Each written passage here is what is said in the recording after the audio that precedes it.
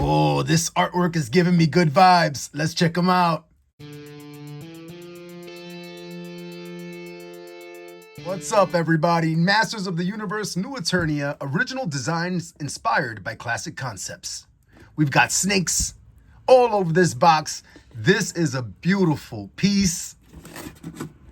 Another snake on the side, some swords on the bottom. He's holding a battle axe. This is another beautiful piece. Ages 6 and up.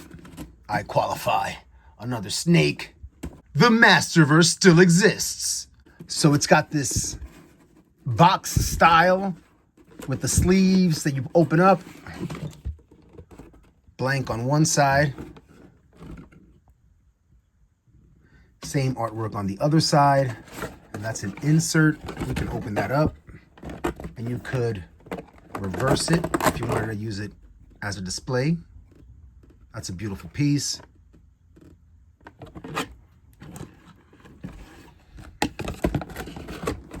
And it is double-sided. Check that out. So we've got King Hiss. I guess that's what's her name? I'm bad. Sometimes I have bad recall with names and when I try to do it fast. And we've got a nice throne there in the background. Pretty cool.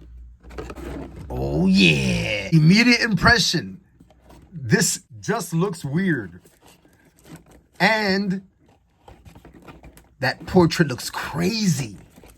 And he looks massive. I wonder if he's the size of Skelegod or if he's the size of a standard figure. Interesting. Snout Spout, heroic water blasting fighter. And that'll be make-believe water blasting, thankfully, because there's no gimmick. Very cool. I love this magenta. Looks dope with the orange and the burgundy, the bright red. Let's get him out. Wait, let's see what's inside this.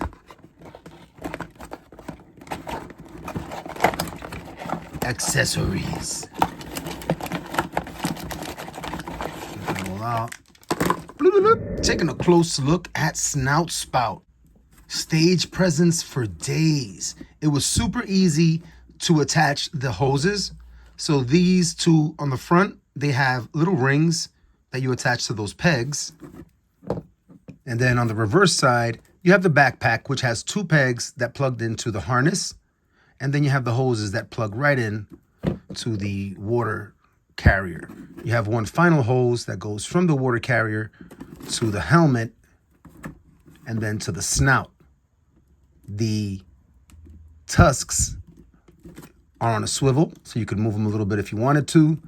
The ears will flap or give you that back and forward movement. So that's nice. It would have been cool if they gave you a little bit of tilt backward, but they don't. With the ears forward, you'll get some pretty decent look to the left. Look there over his shoulder to the right. Not bad. You're not really going to look up with Snout Spout. Let's see if you activate that ab crunch or the diaphragm cut. You get some of that with the waist activated. He's got a new abdomen design here also. It's kind of tucked away behind that belt and hidden, behind the armor elements. But that's a new abdomen. It is more puffy or abs pointing out and poking out. And they're more kind of like concentrated down the center. So that's an interesting new design, kind of like snuck in there. These are also new biceps. And they look cool. They look really cool. You can tell very easily from the front. I'm not sure if we've seen these thighs before, maybe on Keldor or some figures that kind of have that long robed outfit. But he just feels like a big dude. We're going to check out comparisons in a minute. Looking at his armor elements on the belt here, this dial spins. So you've got articulation there. That's really cool. It doesn't unsnap here in the front, but it does have 2 pegs on either side there. I'll give you a look at that. Those are the 2 slots for the backpack.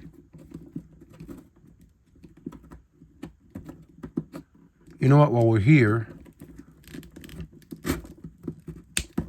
let's take a look at the rest of the torso to see if it's also a new sculpt. All right, so I kind of just took off the head there to take off the harness. And I think that this is a new upper torso also. It's close. Wow, no, he's bigger than He-Man. As we get the comparison going real quick, check that out. He's bigger than He-Man.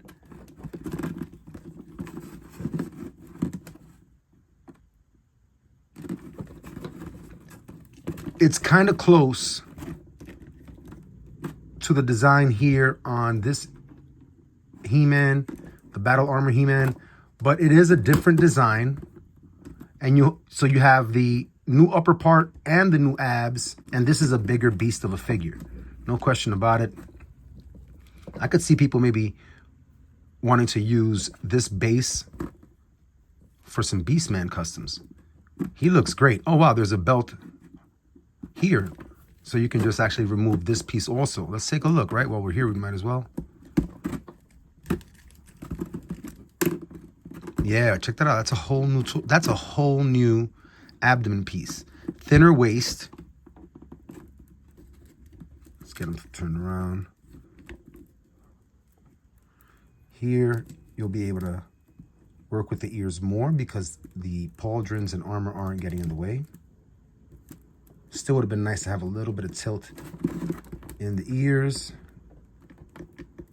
So back to articulation, that's where we're going to get up and down. And you'll get your standard Masterverse stuff, you know? Your 30 some odd points of articulation. Let's see what tilt looks like. Wow. I feel like tilt is such a game changer when you have this diaphragm cut on action figures. I feel like you really got to have that. I mean, look at that. That's great range. You got to have that in that diaphragm cut. And there's sometimes you'll get an action figure that it's like their tilt is like, you know, like the cut exists, but it's only for like minimal swivel. You got generous swivel there, no problem. What's that? Is that a drop down hip? That's a drop down hip. They have that drop down hinge for the hip. Check that out. Oh, as Skelegod falls down like he does his whole life. Just stay right there, buddy. So, wow, you have the drop-down hinge on this figure. And I don't think that that's been on every... No, He-Man doesn't have it. Is that like a new figure to first time in the line? Because I don't remember that at all. I'm not a big fan of the drop-down hinge, but this figure has it.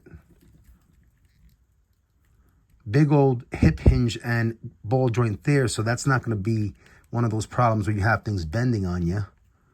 Decent forward split. He's a big, beefy, bulky dude. You've got your double jointed knee. You're going to get 90, and then you'll get a little more when you activate that portion of the knee. And right now my figure's a bit stiff, so I'm not going to force things, but you'll get a little more there. Well, boot swivel too. I like the paint. I don't know if that's a purple, but you've got like some maybe black wash or purple wash on top there. I like it. Steel toe boot. I guess that's tusks crossed there making an X. He's got a melee weapon. So you know that he's going to try to go for this iconic Conan pose. Let's get that like that. And it looks awkward as hell. Sorry, He-Man. It looks awkward as hell, but he gets a little bit of a pass because of his head armor. So hell yes, this looks pretty cool, man. This figure is really dope. Let's get him suited back up again. All right, and as we get ready to finish up, I've got the figure set up for a quick comparison. I've moved He-Man to the back, and I've brought Ram-Man in just because I think the armor is really cool and it complements Snout Spout there. Let's look at the final bit of accessories. We have an additional pair of fists, so I gave him one of each. And then you have the cool little water effect for the snout. And you plug that in like that. And man, he is just spraying water everywhere. He can spray water back. He can hit Skelegod. And you've got good range in this snout. Really cool in both directions, you know. So you've got swivel at here 1, 2, 3, 4, 5 places. So that gives you 1 section, 2 sections, 3 sections, 4 sections, 5 sections of snout that can swivel and pivot, or rather swivel and hinge. So that is really cool. That is hyper articulated. Very nice. Very, very nice. This is a dope figure. This is a super dope figure. If I had to do a quick top 3 that didn't include He-Man or Skeletor, right? A quick top 3 in the Masterverse that did not include a He-Man or a Skeletor, Snout Spout is in that top 3. Has to be. Man, look at that figure, bro. He is a savage. Metal for days. Hell yes. As always, everybody, thank you so much for coming out and sharing in the experience of collecting toys as an adult. Until next time, everybody, thank goodness it's playtime.